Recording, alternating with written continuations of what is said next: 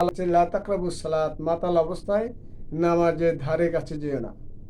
এখানে মাতাল বলতে তাহাকেই বোঝানো হয়েছে যিনি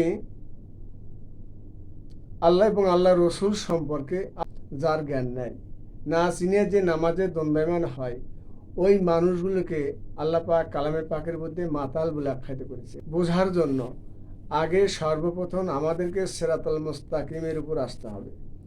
অনেকে বলে সিরাতুল মুস্তাকিম নামাজ, রোজা, হজ, জাকাত এগুলো করলে সিরাতুল মুস্তাকিমে আসা যায়, কিন্তু আসলে এটা নামাজ রোজা দিয়ে সিরাতুল মুস্তাকিমে আসা যায় না।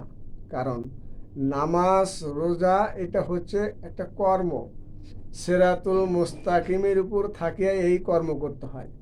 সিরাতুল মুস্তাকিমে নেই, আমি কর্ম শুরু করেছি। যাহার পীর আছে, যাহার অলি আছে, তাহাদেরই সিরাতুল মুস্তাকিমের উপর তারা অবস্থানমান, যারাদের অলি আছে।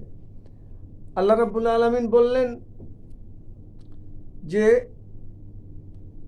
ও মাই ইয়ামতাসিম বিল্লাহ ফাকাদ হুদিয়া ইলা সিরাতিম মুস্তাকিম। অমাই তাসিম বিল্লাহ, আল্লাহ বললেন তাসিম বিল্লাহ, আল্লাহ রুজুকে শক্ত করে ধরো। ফাকাদ হুদিয়া, এরপরে তুমি হেদায়েত পাইবা। তুমি আল্লাহকে চেনোই না, আল্লাহকে জানোই না, কিভাবে আল্লাহকে শক্ত করে ধরবা? কারণ আল্লাহ তো ধরতে বলছে, নিরাকার আল্লাহকে কি ধরা যায়? আল্লাহ অবশ্যই আকার অবস্থায় প্রকাশমান। সিরাতুল মুস্তাকিম কি? সিরাতুল মুস্তাকিম হচ্ছে আল্লাহ রাব্বুল আলামিন বলেন, বান্দা নফল ইবাদত করে আমি আল্লাহকে সন্তুষ্ট করে, আমি আল্লাহকে রাজি খুশি করে। বান্দা নফল ইবাদত করে, তো নফলের বাংলা কি? অনেকে বোঝে না।